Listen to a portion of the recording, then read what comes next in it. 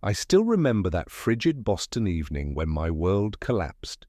The snow was falling heavily outside our Beacon Hill brownstone, the kind of weather that makes you grateful for the warmth of home.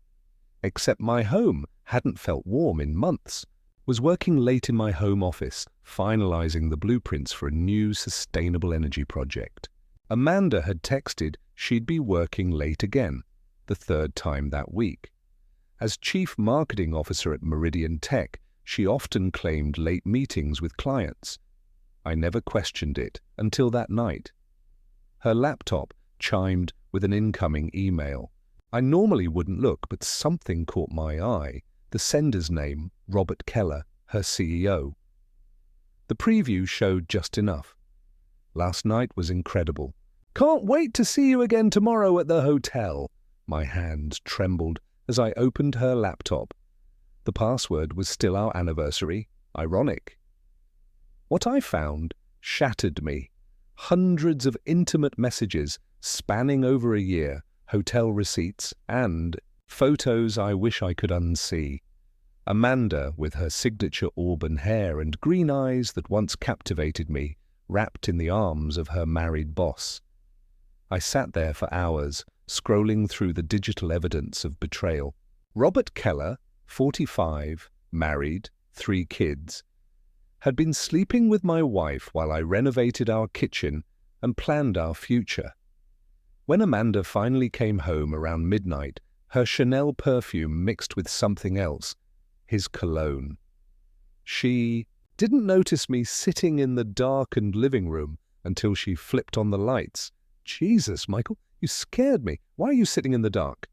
I didn't answer immediately. Just looked at her. Really looked at her. The woman I'd loved for 9 years suddenly seemed like a stranger. How long have you been sleeping with Robert? My voice was unnervingly calm. Her green eyes widened momentarily before narrowing. No denial came. Instead, a cold calculation crossed her face as she set down her designer bag. What exactly do you think you found? She asked, removing her coat with deliberate slowness. Everything, Amanda. The emails, the hotel receipts, the photos, a year's worth of lies. She laughed then, actually laughed, and it cut deeper than any knife. And what are you going to do about it, Michael? She approached me, her confidence unwavering. Leave me? We both know you won't. You betrayed everything we built together, I said, my voice breaking. Don't be so dramatic. She rolled her eyes, pouring herself a glass of our expensive whiskey. Men like Robert understand ambition. You've always been too comfortable, too predictable. I loved you, I whispered. And you still do, she said, her voice softening, manipulatively as she sat beside me, placing her hand on my knee. That's why you'll forgive this. We'll move past it. I pulled away from her touch. How can you expect that? Her smile turned cruel. Because you're too dependent on me, Michael. Emotionally, financially, this life we've built. You'd be nothing without me. You'll never leave me. She proclaimed those words with such certainty, such arrogance, that something broke inside me. Not my heart. That was already shattered.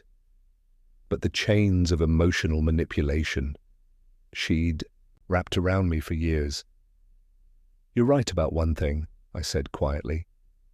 I do love you, but I'm starting to realize that's not enough anymore. Don't be ridiculous, she scoffed, heading upstairs. Take the guest room tonight. You'll feel differently in the morning. As I heard our bedroom door close, I sat alone in the living room, snow still falling outside. In that moment, I made a decision that would change everything. Amanda was wrong. I could leave her, and I would, but not yet. Not until I was ready. The days that followed were a blur of cold mornings and colder realizations. Boston's winter seemed to seep into my bones, mirroring the frost that had settled between Amanda and me. Every glance she threw my way was laced with that same arrogant confidence, as if she still believed I was trapped in her web. I spent hours pacing our once shared home, the walls echoing with memories that now felt like chains. The warmth of the fireplace did little to thaw the chill in my heart.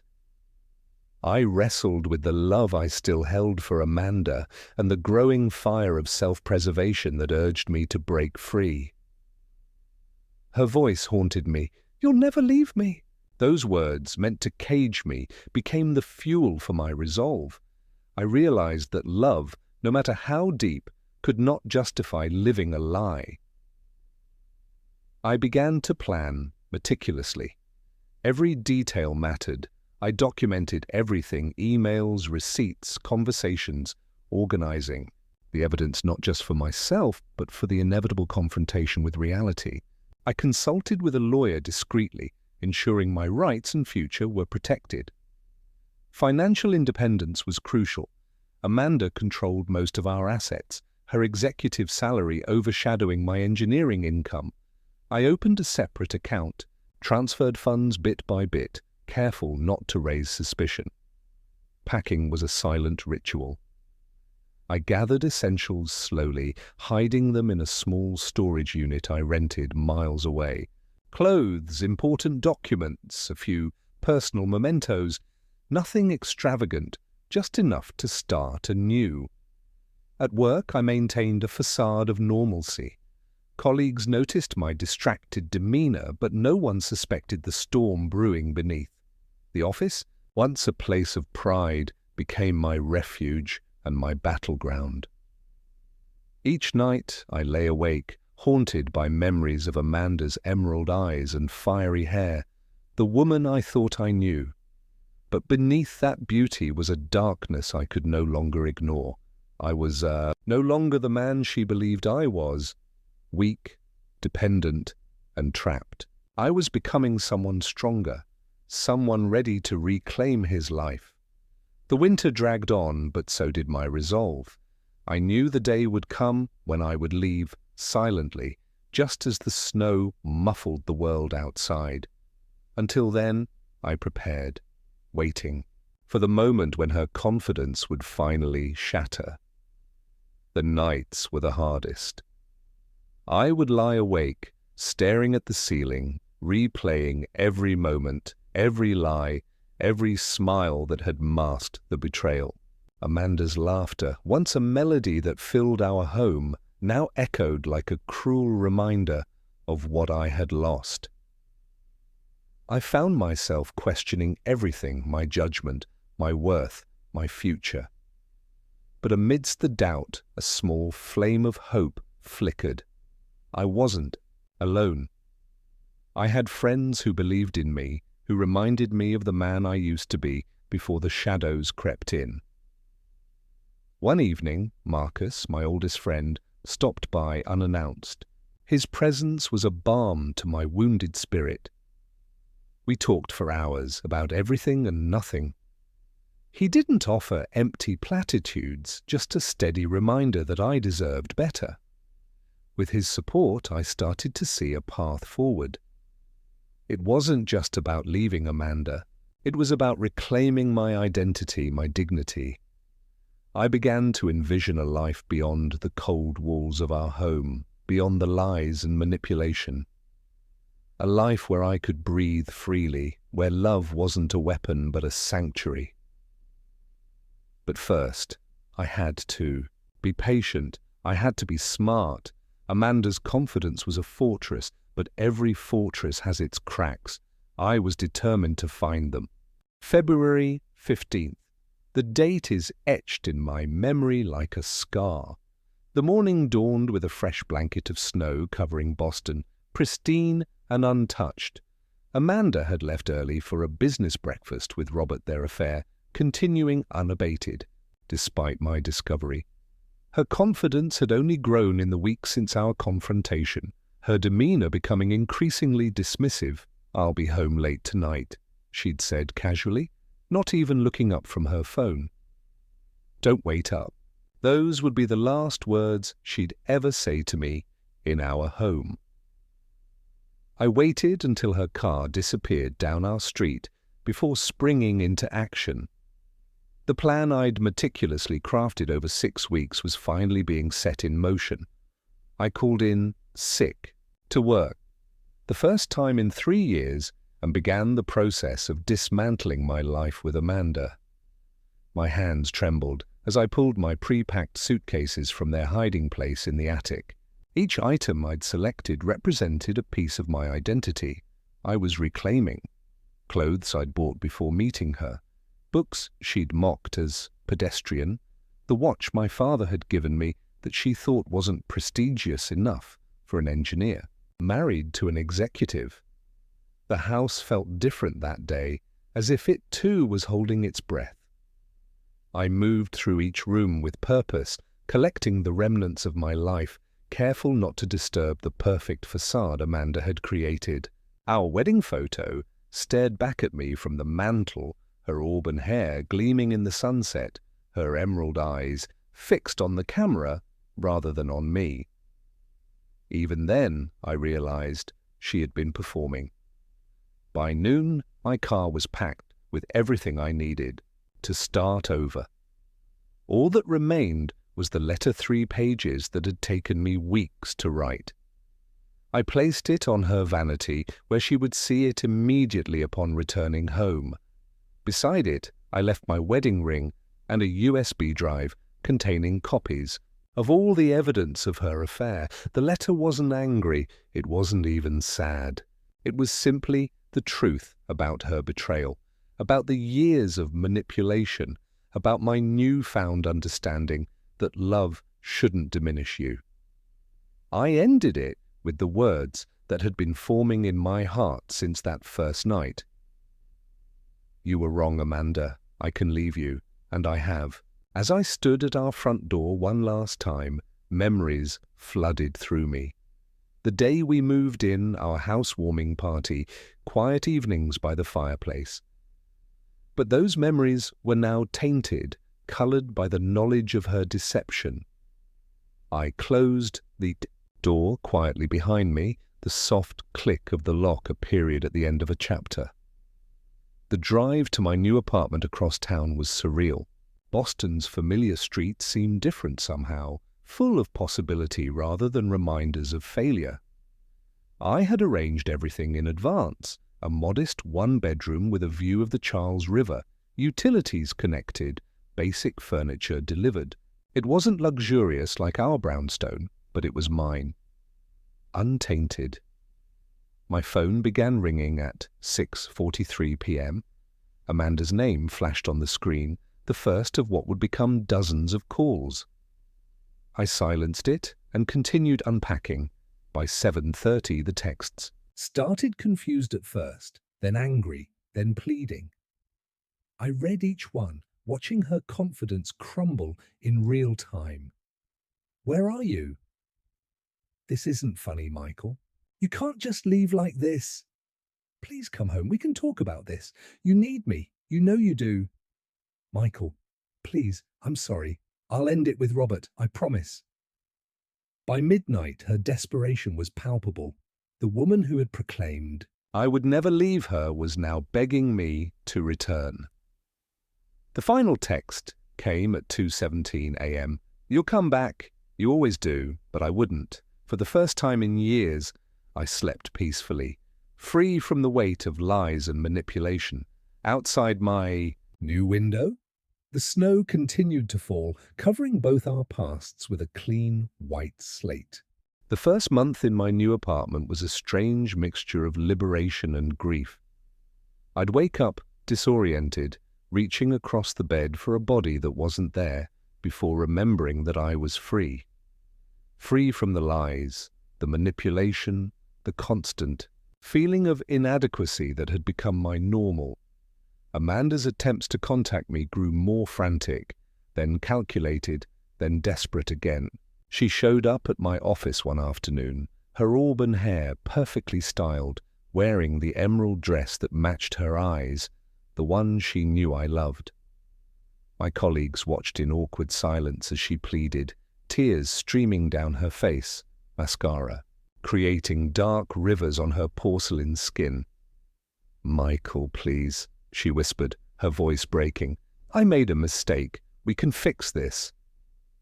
I looked at her, really looked at her, and saw something I'd never noticed before, the practiced nature of her emotion, the way her eyes darted to see who was watching, the slight adjustment of her posture to appear more vulnerable. Even in her desperation, she was performing. "There's nothing to fix, Amanda," I said quietly. "Please don't come here again." As security escorted her out, I felt a weight lifting. Each day without her manipulation was a day I rediscovered pieces of myself I thought were lost forever. I started seeing a therapist, Dr. Winters, who helped me understand the patterns of emotional abuse I'd been subjected to. "What you're experiencing is the aftermath of narcissistic manipulation," she explained during one session. "Your wife created a dependency, then exploited it. Your leaving disrupted her sense of control. Those sessions became anchors in my week, helping me navigate the complex emotions that surfaced. Some days I missed Amanda so intensely it felt like physical pain. Other days I'd remember something, how she'd dismiss my achievements, subtly criticize my friends, make decisions without consulting me, and the fog would lift momentarily. Marcus became my lifeline during this period. He'd stop by with takeout, drag me to Red Sox games, or just sit in silence when words failed me. "You're doing the right thing," he'd remind me. "This is what courage looks like." 3 months after leaving, I received divorce papers from Amanda's lawyer. She'd finally accepted I wasn't coming back. The terms were surprisingly reasonable. She wanted a quick, clean break. Perhaps her affair with Robert had progressed, or maybe she'd found someone new to control. I signed without hesitation. Work became my sanctuary. I threw myself into a new, renewable energy project, channeling my pain into something productive. My team noticed the change. I was more confident in meetings, more willing to challenge ideas, more present. The project director pulled me aside one day. "Whatever's happening in your personal life, it's making you a better engineer. You're finally trusting your instincts." He was right. Without Amanda's voice in my head, questioning my decisions, I was rediscovering my capabilities. I received a promotion that spring. Something Amanda had always suggested was beyond my reach. The hardest part was facing mutual friends. Some took sides immediately, others tried to remain neutral. Jessica, who'd been at our wedding, invited me for coffee one rainy April afternoon. "I knew," she admitted, staring into her cup, "about Robert, about the others before him." "Others?" The word felt like a punch to the gut. Jessica nodded slowly. "There were at least 2 others I know of. Amanda was strategic about it. Always someone who could advance her career. The revelation should have devastated me, but instead it solidified my decision. The woman I had loved, or thought I loved, had never truly existed. As Boston's harsh winter finally yielded to spring, I felt myself thawing too. I started running along the Charles River each morning, watching the sunrise paint the water gold. I reconnected with old friends Amanda had deemed not our kind of people. I relearned how to exist as Michael, not as Amanda's husband. Some nights were still hard. Loneliness would creep in, and I'd wonder if I'd made a mistake. But then I'd remember her words, "You'll never leave me," and find strength in proving her wrong. I was leaving her more completely with each passing day, shedding the version of myself she had crafted and becoming someone new, someone stronger. One year after walking away from Amanda, I stood on the balcony of my new condo overlooking the Boston harbor. The autumn air carried a crisp promise of change, leaves turning brilliant shades of orange and red across the city. I'd purchased the place with my latest bonus, a tangible symbol of my independence and success. The divorce had been finalized 6 months earlier. Amanda didn't contest anything in the end, perhaps realizing the evidence I had collected could damage her carefully cultivated professional image. Our final interaction was through lawyers, cold and transactional, a fitting end to what our relationship had become. I heard through mutual friends that Robert had never left his wife for her. In fact, he'd transferred Amanda to another division shortly after our separation, distancing himself from the affair once it no longer served his purposes. The irony wasn't lost on me.